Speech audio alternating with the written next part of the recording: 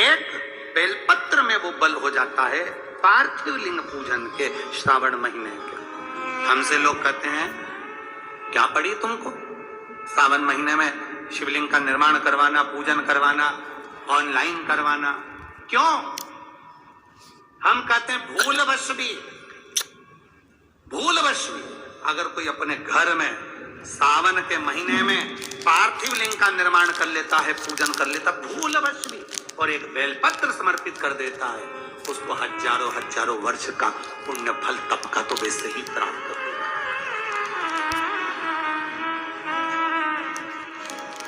तुमने भूलवश भी अगर पार्थिव लिंग का निर्माण करा हो और पार्थिव लिंग का निर्माण कर अगर एक बेलपत्र शंकर को समर्पित करी हो तो वो बेलपत्र का फल मुझे दे दिया जाए। एक बेलपत्र का फल मुझे दो।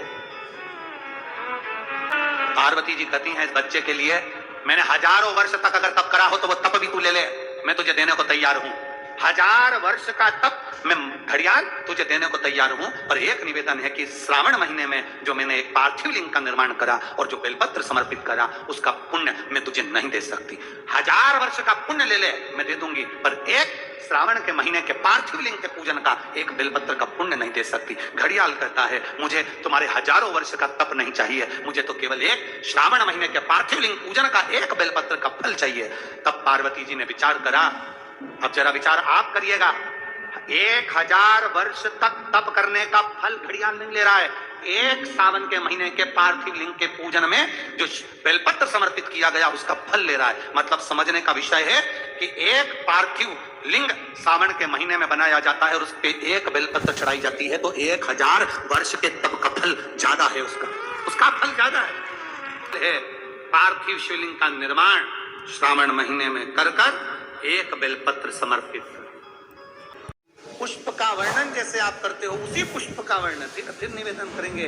प्रदोष के दिन भूलवश भी कनेर का पुष्प मिल जाए। और हम सबसे कहेंगे 17 तारीख को जो लोग सीहोर कावड़ भरने आने वाले हैं उनसे भी निवेदन है एक कनेर का पुष्प कुबेर भंडारी को जरूर चढ़ाना। प्रदोष भी है, शनिवारी प्रदोष है और कावड़ भी है। बाबा की सुबह 9 बजे सीहोर से कुबेरेश्वर धाम तक जाएगी। दिल से जो मांगो, हमारे पूर्व का कोई कर्म होगा तो बाबा उसको समाप्त करे, हमारे पूर्व का किया हुआ बेकार कर्म समाप्त करे और हमको अच्छा करे, हमारे मन के मनोरथ पूर्ण करे, ऐसी कृपा करेगा।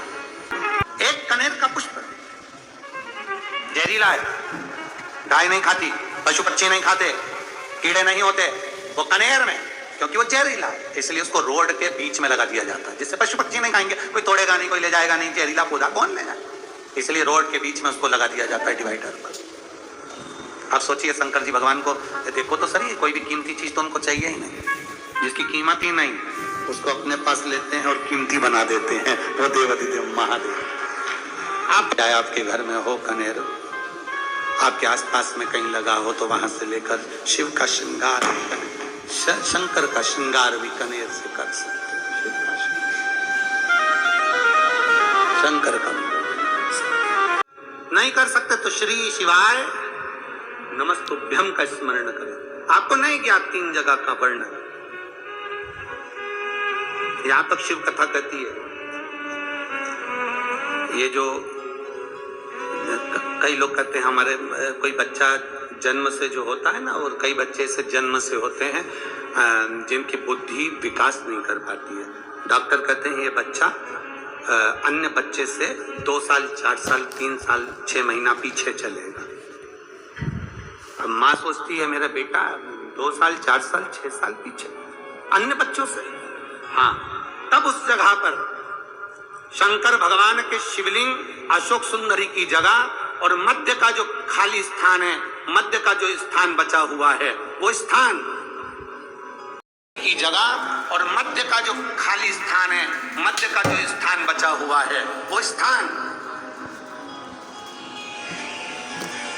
कई बार लोग कहते हैं गुरुजी ये पार्वती जी है, ये शिवलिंग है, ऊपर जो जलाधारी में से जल बह रहा है, शंकर जी की 5 लड़कियां हैं, जया विषहरा शामली बारी दौतली देव, ये अशोक सुंदरी, ये गणेश कार्तिकेय का स्थान। जो बीच में अशोक सुंदरी और शिवलिंग के बीच में जगह है वो स्थान किसका है? शिव पुराण में, इसका लिंग पुराण के निरंतर वर्णन आता है कि वो स्थान भगवान शंकर की जो जितनी सती, उमा, कात्यायनी, कुष्मांडा, स्कंदा, जितनी महागौरी, जितनी माताएं पूर्व में रही हैं, इन माताओं का स्थान शंकर ने यहाँ रखा है। और वो स्थान ऐसी जगह है, अगर कोई बच्चा कितना भी पीछे है, डॉक्टर कह दिया इसको कि ये अन्य बच्चों से 2 साल पीछे, अन्य बच्चों से 4 साल, इसका विवेक काम नहीं कर रहा।